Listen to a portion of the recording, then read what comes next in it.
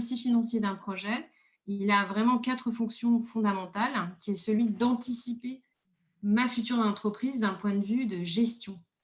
Du coup, je vais en fait, j'ai commencé à monter la mécanique de mon projet sous tous les points de vue, sous le point de vue du produit ou du service que je propose. J'ai vraiment travaillé mon marché, j'ai travaillé toutes les caractéristiques de mon produit, j'ai cherché mes fournisseurs. Maintenant, je rentre dans la mécanique financière, dans les chiffres avec lesquels je vais devoir du coup me confronter tous les jours dans ma future entreprise.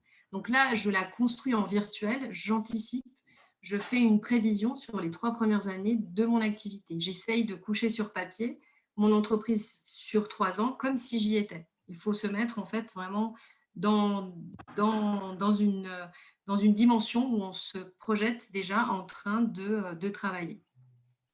Ensuite, le dossier financier doit assurer la viabilité, c'est-à-dire qu'il va falloir fixer les conditions auxquelles mon entreprise est viable, c'est-à-dire le but principal, qu'elle gagne suffisamment d'argent pour survivre elle-même et puis pour m'aider moi à survivre et à être autonome financièrement selon les objectifs de rentabilité que je me suis fixé. Et d'ailleurs, ça m'aide à les définir aussi, à définir ce qui est faisable et ce qui n'est pas vraiment faisable, en fait, à rester vraiment dans la réalité. Et puis également, ça me sert à communiquer mon projet à des partenaires financiers qui vont être essentiels. Dans plein de projets, en fait, on aura besoin de soutien financier et eux, ils vont lire mon projet qu'avec ces documents-là, ou en tout cas principalement avec ces documents, parce que c'est ces documents-là qui leur parlent. Donc, du coup, un dossier financier va répondre, va être, on va dire, découpé en 5 questions essentielles. On commence, en tout cas dans le travail qu'on fait avec un porteur de projet, dans le travail qu'on fait quand on commence à dérouler les sujets un par un, on commence à se poser la question sur quels sont les capitaux qui sont nécessaires pour lancer mon projet. Donc, on commence à bâtir un premier plan de financement. Et ça, c'est hyper important. Ensuite, on va se poser la question sur comment je vais faire fonctionner. Il va falloir de l'argent et donc quel est ce montant pour la faire fonctionner au jour le jour, au mois le mois, mon entreprise. Donc un fonds de roulement qui va être nécessaire. Je me pose la question si les recettes que je vais gagner vont être suffisantes déjà pour absorber toutes les charges de mon activité. Donc je vais faire le compte de résultats. Je vais réaliser le compte de résultats. Je vais avoir besoin d'indicateurs pour savoir combien de chiffre d'affaires je dois réaliser pour être viable ma première année. Donc, c'est mes seuils de rentabilité. Et là, j'aurai plusieurs indicateurs. Et enfin, il va falloir que je commence aussi à définir au mois le mois comment les recettes vont compenser toutes mes dépenses. Donc, un tableau de trésorerie. Je commence du coup par vraiment le premier sujet, c'est comment établir un plan de financement. Donc, schématiser à l'extrême, c'est effectivement se positionner à un instant T, à l'instant où on est avec ses propres moyens financiers, personnels, et avec les besoins de son projet, et faire vraiment une liste. D'un côté, quels sont les besoins qui sont vraiment nécessaires à mon démarrage? Donc, de quels investissements j'ai besoin? Est-ce que j'ai besoin d'un matériel qui doit être affecté durablement à mon entreprise, d'une voiture, d'une machine? Est-ce que j'ai besoin d'acheter un fonds de commerce? Est-ce que j'ai besoin de faire des travaux? Et les besoins du coup de fonds de roulement aussi de départ, dont on parlera tout à l'heure. Donc, chiffrer ces besoins et puis déterminer de l'autre côté quelles vont être les ressources que je vais devoir tout de suite mobiliser pour financer ces besoins. Dans le tableau à la suite, du coup, j'ai schématisé un exemple de plan de financement initial pour qu'on puisse le détailler ensemble avec voilà, un exemple vraiment tiré du terrain qui est ce qui sera, je pense, le plus parlant. Là, on est en fait sur une petite entreprise artisanale qui se crée avec un atelier, donc avec une activité qui a un peu de la fabrication, il y a de la conception, puis il y a évidemment après de la vente derrière. Donc, on a défini dans la colonne de gauche tous les besoins pour pouvoir démarrer cet atelier. Donc, on va devoir déjà créer la structure juridique, c'est ce qu'on appelle des frais d'établissement. Et ensuite, il y a un ensemble de matériel industriel qu'il va falloir acheter, que ce soit neuf ou d'occasion, donc il faut l'acheter pour pouvoir assurer ses premières lignes de production, et puis des gros aménagements, hein, des travaux pour refaire entièrement un bâtiment qu'on loue pour y installer notre atelier. Donc tout ça, c'est des investissements qui vont devenir d'ailleurs les biens de l'entreprise. On a des stocks de matières premières, puisque si on fait de la production, ben, on va devoir nécessairement acheter de la matière première pour la transformer. Après, ça pourrait être des stocks dans une entreprise commerciale d'achat-revente, donc des biens qui sont déjà prêts à être vendus. Voici pour la notion de stock. Et on aura besoin effectivement d'un peu de trésorerie, un peu de besoin en fonds de roulement, et puis de la trésorerie. Alors ici, c'est de la trésorerie importante, parce que dans le cas de figure, c'est un atelier dont la surface est importante, et du coup, le loyer était important aussi. Donc, pour une mesure de prudence, j'avais prévu du coup sur ce plan de financement, j'avais conseillé de prévoir sur ce plan de financement 6 mois de charges fixes payées à l'avance, qui soient déjà du coup présentes dans les caisses de l'entreprise au premier jour de son démarrage d'activité. C'est une règle de prudence que d'ailleurs les conseillers financiers, les banquiers qui regardent le plan de financement apprécient quand ils voient du coup une trésorerie de démarrage qui est suffisamment bien dotée. De l'autre côté, du coup, sur la colonne de gauche, on détaille des ressources. Alors, les ressources, c'est ce que il va falloir aligner ligne par ligne pour couvrir tout ce dont on a besoin, tout ce qu'on a besoin de financer au premier jour de son activité. Alors, on me demande souvent effectivement, ah, mais comment je vais faire? Je ne vais jamais avoir l'argent pour tout payer. Alors, c'est normal, quand on démarre une entreprise, l'entrepreneur sait qu'il doit chercher un soutien financier extérieur. Donc ça fait partie de la normalité des choses. C'est la règle quand on crée une entreprise, on recherche des partenaires financiers. Néanmoins, il faut toujours montrer qu'on apporte quelque chose à sa propre entreprise, c'est-à-dire qu'on fait confiance à cette entreprise et qu'on y risque aussi de l'argent qui est à soi, qui est au fondateur de l'entreprise. Et c'est ce qui est exprimé dans l'apport en capital ou apport en nature ou compte courant. Toute cette partie-là, c'est l'argent qu'un entrepreneur met dans sa boîte. Et il le met de façon différente. Quand il le met en apport en capital, ça veut dire qu'il bloque définitivement cette somme d'argent dans les statuts de son entreprise.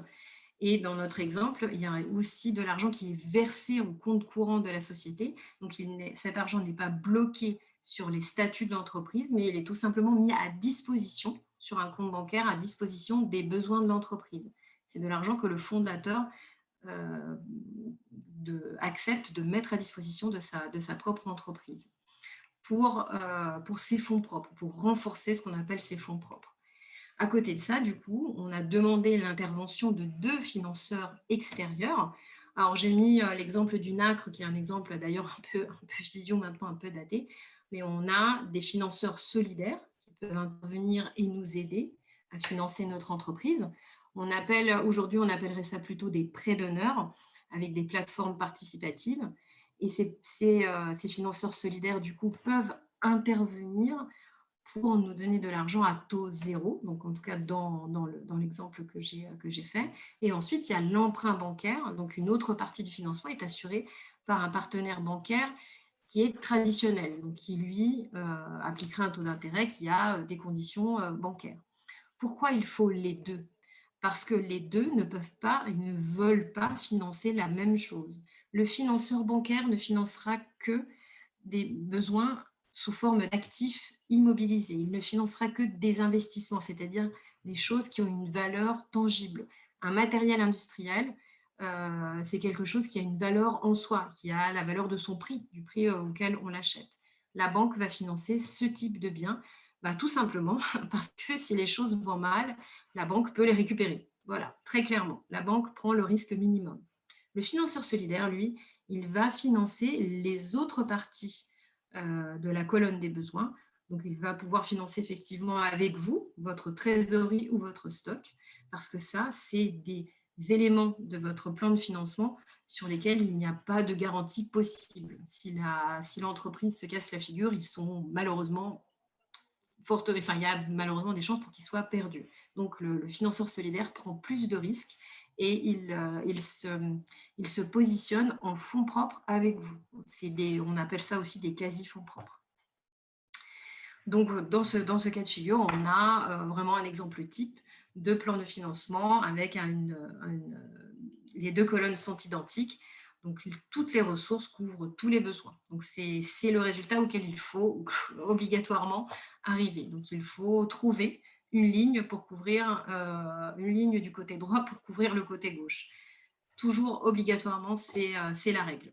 Donc, on a 125 000 euros de besoins qui sont couverts par 125 000 euros de ressources. Donc voilà, après, de toute façon, il y aura un moment pour les questions auxquelles je répondrai sans aucun souci. Le plan de financement, du coup, c'est la première étape et ça nous sert déjà à voir si, une fois défini le plan de financement initial, si effectivement le projet, déjà, on peut avancer et qu'on a effectivement à un instant T la possibilité au moins d'obtenir un certain nombre de ressources pour les besoins qui sont présents. Parce que si les besoins sont surdimensionnés par rapport aux ressources qui sont disponibles à un instant T ou porteur de projet, compte tenu de sa situation personnelle, financière, etc., là, il faut revoir. Ça veut dire qu'il faut s'arrêter et puis reprendre à l'étape précédente et revoir ou modifier le projet. On va dire que là, on est bon, on a établi notre plan de financement initial et on va du coup pouvoir continuer. On se pose la question maintenant, là, effectivement, on sait qu'on va pouvoir démarrer. Ça y est, on a un planning prévisionnel, on démarre au 1er septembre, à la rentrée, etc. Encore faut-il que, du coup, on calcule quel est l'argent dont on va avoir besoin immédiatement dans nos caisses, justement le 1er septembre, le jour J où on ouvre notre entreprise, où ça y est, les clients appellent au téléphone et nous disent venez, j'ai besoin de vos prestations là maintenant, venez du temps au temps, faites-moi ces travaux-là. Je vais prendre l'exemple d'une entreprise de BTP et donc voilà, j'ai embauché des gens, ça y est, donc ça veut dire que quoi qu'il arrive, il faut, là déjà, je ne vais pas commencer à 0 € dans ma caisse. Il faut déjà que j'ai de l'argent sur le compte en banque de la société. Cet argent, il est dû, ce besoin d'argent, il est dû en fait, il est dû au décalage entre tout ce que l'entreprise doit payer et le temps que met l'argent à rentrer. Il y a toujours en fait chaque entreprise, j'ai fait l'exemple du BTP parce que c'est aussi un des exemples les plus fréquents. Une entreprise de BTP, il faut sortir de l'argent pour du matériel, pour les frais de déplacement, pour des chantiers, pour des gens. Il faut avant de finir un chantier, il faut parfois payer des personnes, il y a plein d'argent qu'on doit sortir et le client nous paiera après. Donc, il faut prévoir. Il faut avoir suffisamment d'argent parce que, imaginons qu'on n'a pas bien calculé, on se retrouve à court. Donc, par exemple, on n'a plus d'argent pour payer l'essence du camion, on n'a plus d'argent pour payer l'ouvrier qui est en train d'œuvrer sur le chantier, on n'a plus d'argent pour payer le matériel qui sert à finir. On fait quoi? On est un peu bloqué. Le client ne nous a pas encore payé et c'est certain que si on ne finit pas et si on n'avance pas, il ne nous paiera pas. Donc, vous voyez, c'est délicat et du coup, c'est très important de le prévoir à l'avance. J'ai fait un petit exemple de calcul, de cas pratique pour vous donner une idée en reprenant effectivement le cas de l'entreprise de BTP. Parce que le problème est assez fréquent. C'est des entreprises dans lesquelles on peut faire du chiffre d'affaires assez rapidement, ça, il n'y a pas de souci. C'est un secteur où il y a de la demande, où on peut chiffrer assez haut, mais où on a aussi des charges très importantes. On a du matériel qui coûte cher, on a des gens à payer. Donc, c'est des entreprises dans lesquelles il faut prévoir ce fonds de roulement. Dans mon exemple, j'ai vu une entreprise qui fait annuellement 500 000 € de chiffre d'affaires, où on a prévu annuellement de faire 500 000 € de chiffre d'affaires, ce qui est assez cohérent, même pour une petite entreprise de BTP qui a 2 ou 3 ouvriers. Les chantiers, ça chiffre très vite. Par contre, face à ces 500 000 €, j'ai à l'année 200 000 € d'achat de matériel. Pour simplifier les choses, j'ai un délai de règlement de mes clients de 30 jours, alors que normalement, ça peut être un peu plus long, et un délai de règlement des fournisseurs qui est aussi de 30 jours. Donc, ça veut dire que mes clients ne vont pas me payer tout de suite quand je leur donne la facture. Ils vont avoir 30 jours. Donc, il faudra que je tienne ces 30 jours sans leur paiement. Et par contre, mes fournisseurs aussi vont me donner quand même 30 jours de temps pour que moi, je paye à eux leur facture du matériel. Et derniers éléments, chaque fois que je démarre, à chaque début de mois, j'ai besoin d'un stock de matériel qui est égal à 1 mois et demi d'achat, calculé sur le besoin à l'année. Donc là, le calcul se fait, tout d'abord, je divise du coup mes créances clients pour voir le chiffre d'affaires mensuel prévu. Donc sur les 500 000 euros, si je divise par 365 jours sur 30 jours de délai de règlement client, ça me donne 41 095 euros. Mon stock de matières premières calculé sur les 1 mois et demi, c'est 200 000 euros divisé par 12 fois 1,5, donc ça fait 25 000 euros. Donc, mes créances clients plus mon stock de matières premières nécessaires à l'avance, je déduis de ce montant les créances, l'avantage que me donnent mes fournisseurs en termes de trésorerie, du fait que je ne paye pas mon matériel immédiatement, mais que je le paye à 30 jours. Donc, 200 000 euros d'achat de matériel à l'année divisé par 365 jours fois 30, ça me fait 10 960 euros. Et mon besoin en fonds de roulement, du coup, dans la fin de mon calcul, est de 60 000 euros et des brouettes, donc 60 617 euros. J'ai besoin, ça veut dire qu'il faut que j'ai bien en tête qu'avec cette entreprise qui emploie 2 ou 3 ouvriers sur lesquels j'ai des chantiers et sur lesquels je me projette à l'année pour 500 000 euros de chiffre d'affaires, il faut que j'ai en permanence aux alentours de 60 000 euros pour être sûr que chaque fin de mois, je vais être tranquille, je vais pouvoir payer toutes mes charges et être bordée en attendant les paiements de mes clients, être bordée en cas de retard de mes clients, en cas de factures qui prennent du temps à venir à être réglées. En tout cas, qui sont réglées vraiment à la toute fin du délai que j'ai donné à mes clients. Donc, ce montant-là va me permettre, quoi qu'il arrive, de terminer mon cycle de prestation de services, de terminer mes chantiers et de satisfaire à mes obligations d'entreprise, même si mes clients ne me payent pas tout de suite et attendent vraiment, prennent tout leur temps pour me payer. Donc ça, c'est très important. Ce calcul-là, il faut qu'il soit fait dans le business plan. Et en fait, il faudra appliquer cette méthode, je dirais, quasiment chaque année, en fonction des variations de chiffre d'affaires, des années plus fastes où on a plus de chiffre d'affaires ou des années où on voit que le chiffre d'affaires baisse. Après, le besoin en fonds de roulement, heureusement, il baisse aussi. Donc voilà pour le besoin en fonds de roulement. Je me rends compte que ce n'est pas des notions hyper simples. Après, ce calcul-là doit être effectivement personnalisé par secteur d'activité.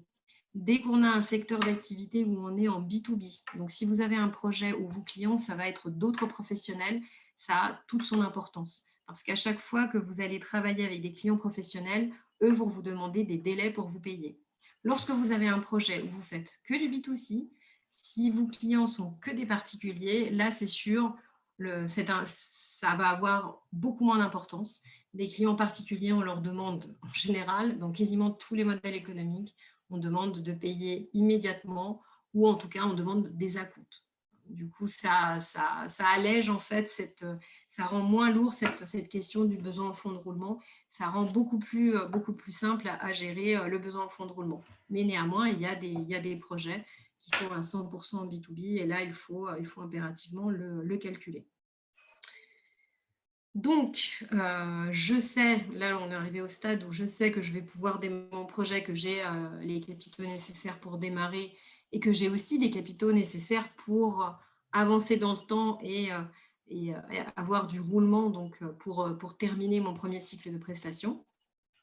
Là, je vais commencer à me projeter sur un peu du plus long terme et je vais commencer à me projeter sur les recettes à l'année et voir dans quelle mesure et comment je peux équilibrer ces recettes avec mes charges. Donc, c'est le rôle du compte de résultat qui recense vraiment toutes les charges liées à l'activité et l'ensemble des recettes que cette activité peut, peut nous procurer. Et puis voir comment on peut équilibrer ces recettes et ces charges et quelle est du coup déjà une première idée de la rentabilité de l'entreprise. On va définir ce qui est le bénéfice final, mais qui est ce qui à la fin va concrètement nous rester dans les poches. Parce que tout ce que nous versent nos clients ne va pas rester dans nos poches, malheureusement. On va avoir plusieurs types de, de charges qui aussi varient en fonction du type de projet et qui vont du coup se déduire au fur et à mesure des recettes et nous donner à la fin du coup un bénéfice net, enfin, ce qui nous arrive, pour parler en termes vraiment plus pratico-pratiques, ce qui nous arrive en termes de net en poche. Donc, pour faire ce travail-là, effectivement, j'ai fait déjà mon étude de marché. Donc, pareil, hein, j'ai déjà fait les premières prévisions de chiffre d'affaires. J'ai identifié mes charges. C'est aussi un exemple de compte de résultat. Mes charges, ça peut être des charges variables. Donc, ça peut être les achats de matières premières que j'ai besoin pour réaliser des objets que je fabrique ou pour réaliser une prestation que je propose à des clients, comme dans le BTP par exemple, ou tout simplement voilà, les biens que j'achète pour revendre. Je suis un commerçant, donc voilà, il faut que j'anticipe, que j'achète mon stock, que je vais revendre ensuite. Donc ça, c'est des charges qui sont variables. Alors pourquoi elles sont variables? Parce que évidemment, elles vont se caler sur l'activité. Si j'ai des prévisions de vente pour 10 000 euros par mois, je vais prévoir un certain stock. Si j'ai des prévisions de vente à 1 000 euros par mois, voilà. Et bien évidemment, je ne vais pas du tout prévoir le même stock d'achat de biens qui doivent être disponibles à la vente. Ensuite, il y a les charges externes et les charges de personnel, et ça, c'est du fixe. Les charges externes, ça peut être les loyers de mon bureau, de ma boutique. Les charges de personnel, les salaires que je vais déjà peut-être me verser à moi quand même, hein, intégrer dans le compte de résultat, parce que je veux moi aussi être payée en tant que fondateur, en tant que chef d'entreprise. Et puis, de toute façon, les salaires des personnes qui vont m'aider dans cette aventure. Les impôts et les taxes, bon, ça, alors ça, à la limite, ça, c'est moins, ça, c'est encore la ligne qui est la moins préoccupante.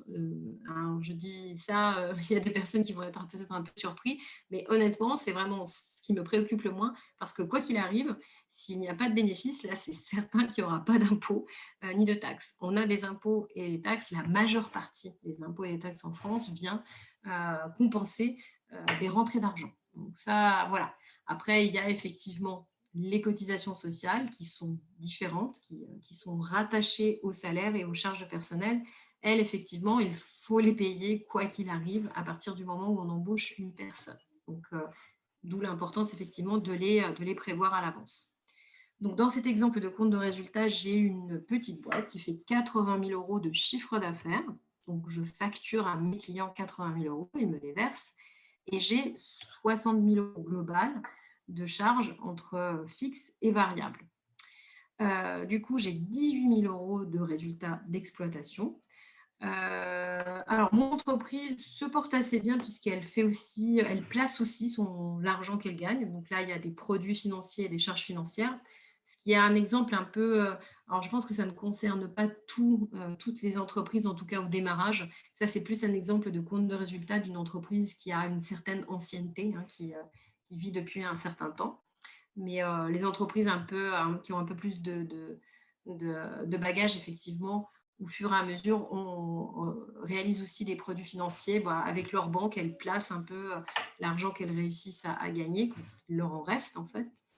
Donc, on a un résultat financier de 1 000 euros. Des charges exceptionnelles, les charges exceptionnelles, ça peut être c'est des dépenses qui ne font pas partie du cycle normal de l'entreprise. Donc, c'est des choses inattendues. Ça peut être une amende pour excès de vitesse du chef d'entreprise quand il va faire une livraison ou quand il va faire une visite d'un client. Ou ça peut être du coup un besoin imprévu d'un certain produit qui était en rupture de stock. Donc là, voilà, on a 2 000 euros de charges exceptionnelles et du coup, on a un bénéfice de 17 000 euros. Du coup, voilà, donc là, on a un exemple un peu type, très schématisé de compte de résultat.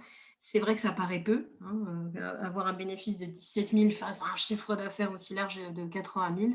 Mais voilà, c'est, je vous rassure, un compte de résultat où on a un résultat bénéficiaire à 15, 20, 25, 30 c'est finalement, c'est un bon résultat, en fait. On est sur une entreprise dont on peut se dire, si le professionnel, en fait, fonctionne, si elle arrive à faire ça dès la première année, ça veut dire que ça marche, que c'est quand même une bonne, c'est un bon projet. Donc c'est valable et ça peut tout à fait fonctionner. Donc voilà, du coup, je récapitule, donc on a défini que notre entreprise a les financements pour démarrer, elle a les financements également pour travailler, pour rouler, fonds de roulement.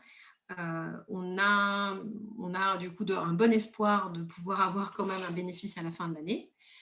Du coup, on passe à définir le seuil de rentabilité.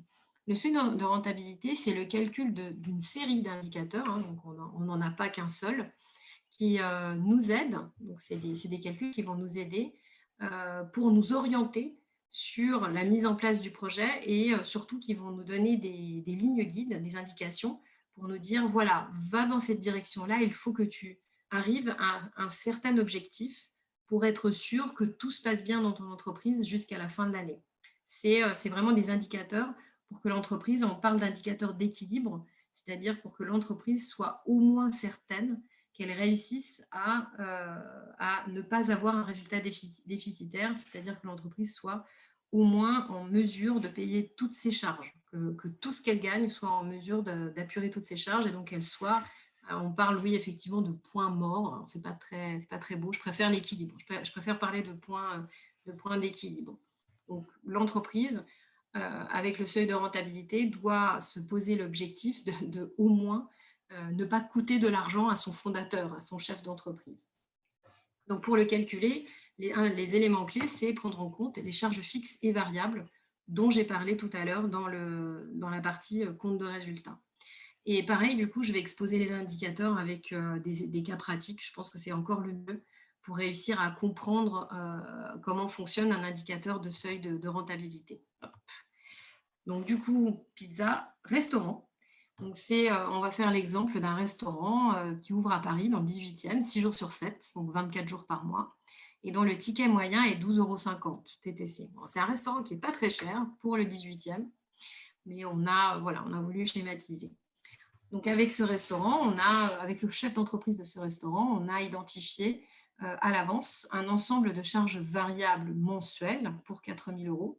Donc là, je détaille un petit peu. Ces charges variables mensuelles, c'est le coût des ingrédients de ces pizzas, hein, ces frais de livraison, les commissions sur les cartes bancaires.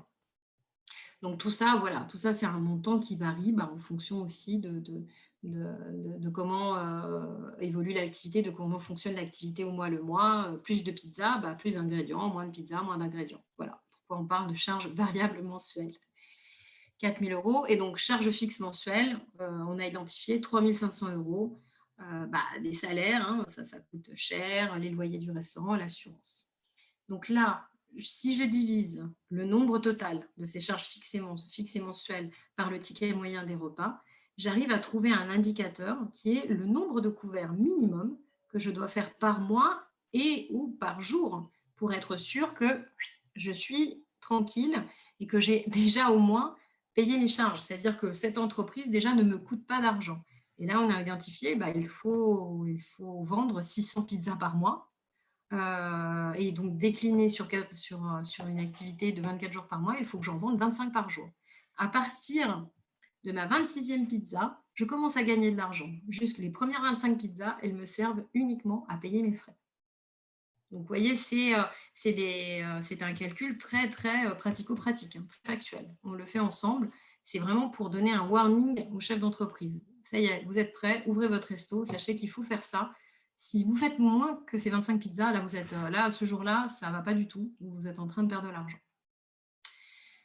Indicateur numéro 1. Donc, on peut aller plus loin. Alors, du coup, on peut se poser cette question-là. Cet indicateur, on va le décliner sur une année. Du coup, on a fait une prévision, toujours sur le même restaurant, de son chiffre d'affaires par an. On a schématisé à 100 000 €. Du coup, l'ensemble des charges variables annuelles, c'est 48 000 euros et l'ensemble des charges fixes annuelles, c'est 42 000 euros. Donc, je vais chercher ma marge sur taux variable. Donc, ma marge sur taux variable, ça va me dire sur ce chiffre d'affaires combien il me reste une fois que j'ai payé déjà au moins mes matières premières.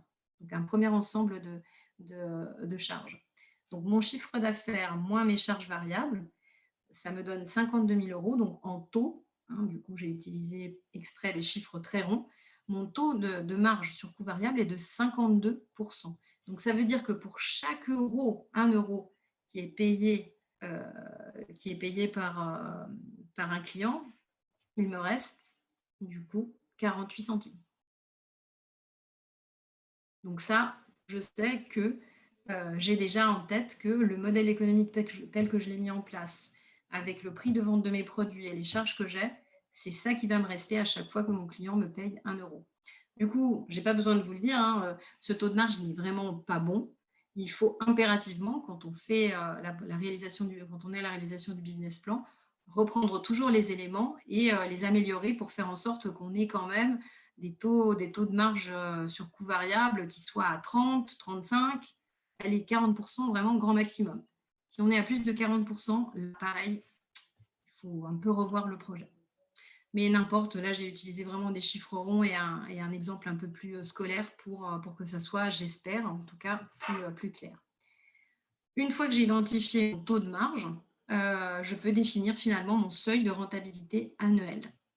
Donc, c'est-à-dire le moment à partir de quel moment de chiffre d'affaires je commence à gagner de l'argent pour moi et pas juste pour payer mes charges. Donc, je divise mes charges fixes par le taux de marge sur coût variable que j'ai identifié et le chiffre, donc 42 000 fois 52%, et le chiffre qui me ressort, c'est 80 769 euros de chiffre d'affaires.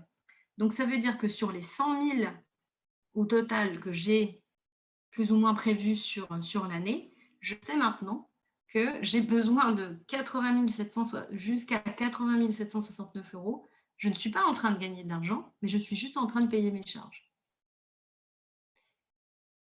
Cela va sans dire, effectivement, ça confirme ce que nous a dit déjà le taux de marge sur coût variable. C'est une activité qui n'est pas très, très rentable. Donc là, on est effectivement à un seuil de rentabilité qui n'est pas extrêmement bon. Il faut essayer de baisser du coup ce seuil de rentabilité. Il faut essayer d'y arriver un peu plus vite à payer ses charges et commencer à gagner de l'argent à partir au moins de la moitié du chiffre d'affaires qu'on avait prévu au départ. Tout ça, effectivement, après, c'est une question de réadaptation, de recherche, parfois d'ajustement. Je ne sais pas, je recherche du coup des matières premières moins chères, j'essaye de prendre un salarié au lieu de deux, je négocie mon loyer, voilà. Et tout ça, c'est un travail qu'on fait et c'est important de le faire quand on prépare le business plan. Il vaut mieux ne pas le faire après, quand on a déjà démarré l'entreprise, parce que c'est plus compliqué. Ou l'importance vraiment de travailler ça en amont. Disons que, contrairement à cet exemple que j'ai fait, mes indicateurs sont bons. Donc là, ça y est, hein, j'ai quand même bien avancé. J'ai défini le financement de mon entreprise, j'ai défini son fonds de roulement, j'ai défini mon compte de résultat, mes indicateurs sont bons. Eh bien, maintenant, je termine du coup par le calcul de combien de temps il me faut pour rejoindre cet équilibre. Donc maintenant que je sais le chiffre d'affaires que je dois réaliser pour être rentable, donc je repars du chiffre de 80 769 euros, je le divise par le chiffre d'affaires total et par le nombre de jours dans l'année d'activité. Donc j'ai dit que je faisais 24 jours par mois, donc en total sur l'année, je fais 232 jours 282 jours dans l'année. Donc mon 80 769 divisé par 100 000 fois 288 jours, ça me donne un seuil de rentabilité dans le temps à 232 jours. Donc, ça veut dire que cet équilibre, ce fameux point mort auquel j'ai payé toutes mes charges et à partir duquel finalement je pourrais commencer à gagner de l'argent, ça me prend 8 mois. Donc voilà, encore une fois, dans mon exemple, les indicateurs ne sont pas extraordinairement bons. Il faut absolument que ce seuil d'équilibre dans le temps soit ramené à 3 ou 4 mois pour que la méthodologie soit vraiment bonne, pour que tout soit vraiment carré. Dans la partie finale, du coup, une fois que j'ai défini tous mes indicateurs, je reporte tous ces indicateurs dans un tableau que je découpe au mois le mois. Et là, c'est vraiment la partie finale de mon business plan. Du coup, c'est la partie de la trésorerie. Dans la trésorerie, une fois que je suis arrivée à la trésorerie, ça veut dire que tout a été validé en amont, que je peux financer mon départ, que je peux financer le roulement de mon entreprise, que mon chiffre d'affaires est cohérent avec mes charges, que mes indicateurs sont bons. Bah là, je vais commencer à analyser vraiment mensuellement toutes les entrées et les sorties sur une année vraiment donnée, pour parer également effectivement à des variations, par exemple, de saisonnalité dans l'année. Je suis quelqu'un je fais un petit commerce d'objets de décoration. Et ben, je sais très bien que je vais avoir 2 ou 3 moments très forts dans l'année. Ça va être Noël, donc je vais avoir un très gros mois en décembre. Je vais avoir d'ailleurs un autre mois plutôt bon et intéressant sur des soldes, sur janvier. Je vais avoir des mois très bons aussi sur l'approche des beaux jours entre mai et juin ou à la rentrée. Donc, effectivement, mon mois de septembre ne sera pas le même. J'aurai pas le même chiffre d'affaires qu'en novembre. J'aurai pas les mêmes rentrées. En février, j'aurai pas les mêmes rentrées qu'en janvier. Donc, toutes ces variations-là, si possible, ce serait bien de les anticiper en mettant dans un tableau janvier, février, mars, etc. En mettant dans ce tableau les prévisions de chiffre d'affaires au mois le mois et en face, mettre les charges qui, elles, par contre, parfois ne varient pas en fait. Elles sont le loyer de la boutique, lui, il ne change pas les mois où ça va bien et les mois où ça va pas bien. Donc, il faut vraiment reprendre tous les éléments qu'on a déjà travaillés avant, plan de financement initial, compte de résultats, charges, recettes, et du coup, les basculer dans un tableau de trésorerie. Donc là, j'ai vraiment fait un exemple de tableau de trésorerie de démarrage, alors, volontairement, puisque en général, l'exercice, il est fait, l'exercice doit être fait, du coup, on est dans le cadre d'un business plan qu'on fait en montage de projet. Mais cette méthode doit, encore une fois, je le répète, être réutilisée tout au long du cycle de vie de l'entreprise. C'est absolument nécessaire de toujours tenir à l'œil son tableau de trésorerie. Donc là, on a le tableau. Pourquoi c'est un tableau de trésorerie de démarrage? Parce que dans les entrées, en fait, on a mis des entrées hors exploitation et on a l'apport en capital et les emprunts. Cette entreprise, elle a été immatriculée au mois de janvier. Donc au mois de janvier, il a été nécessaire de verser son capital social de 6 500 €. Du coup, c'est une entrée de l'entreprise. Et d'ailleurs, l'entreprise avait demandé des financements à sa banque, qui lui a accordé pour 28 700 €. De l'autre côté, il y a les premières charges qui tombent, les charges externes, 2 928 €. Il y a des investissements importants, du coup. Donc, la toute dernière ligne, 27 886 €. Très probablement, si je prends un exemple type, c'est une voiture que j'ai dû acheter pour pouvoir concrètement démarrer mon entreprise, ou du matériel que j'ai dû acheter pour concrètement démarrer mon entreprise. Et c'est d'ailleurs à ça que m'a servi l'emprunt bancaire. Donc ça fait partie des flux de sortie qui sont dans mon tableau de trésorerie. Ensuite, on voit bien sur les mois suivants pourquoi ceci est un tableau de démarrage. C'est assez clair. Les premiers règlements clients interviennent qu'au mois de mars. J'ai démarré mon activité en janvier, j'ai probablement déjà commencé à prospecter, j'ai rencontré des clients, j'ai d'ailleurs peut-être même fait des prestations, mais du coup, les premiers sous tombent quand? Ils tombent qu'en mars. TVA à récupérer, après ça c'est une question qui est liée à la TVA sur laquelle je ne creuse pas dans cette présentation qui est déjà dense. Mais les investissements que j'ai faits en janvier, heureusement, je peux réussir à récupérer de la TVA dessus 2 mois après. Donc, ça me fait une rentrée. Et en bas, dans la colonne en bas de mars, dans les décaissements, j'ai tous mes décaissements qui continuent à tourner. On voit des chiffres en rouge dans la ligne du solde du mois. Donc, 1 moins 2, ça veut dire encaissement moins décaissement. Donc, on voit bien que les démarrages sont toujours difficiles. C'est-à-dire que quand on démarre une activité, bah, l'argent arrive souvent après et nous, en amont, on a déjà dû dépenser de l'argent. D'où l'importance, encore une fois, j'en ai parlé un peu tout au long de la présentation, d'avoir des sous dans la caisse et de bien les prévoir au départ et de prévoir de les doter suffisamment pour faire tourner cette machine qui est votre nouvelle entreprise. Si vous n'avez pas prévu suffisamment, bah, la machine se grippe, tout s'arrête et c'est un peu, voilà. Après, il faut chercher de l'argent en catastrophe et, et c'est jamais facile. Alors du coup, c'est vraiment, ça peut tourner et devenir vraiment, vraiment très compliqué. D'où l'importance absolue, effectivement, de réaliser tous ces calculs en amont. Je pense, si possible, avec un conseiller ou une conseillère ou tout seul. Hein, je veux dire, aujourd'hui, il y a plein de personnes qui font leur business plan financier tout seul, qui se forment sur Internet, il y a des outils. Mais il est essentiel il est absolument essentiel de se plier à cet exercice. Je ne sais pas si je vous ai convaincu de bien travailler votre business plan, mais en tout cas, voilà l'ensemble un peu des principes de base et des points essentiels qu'il faut impérativement voir quand on réalise un business plan.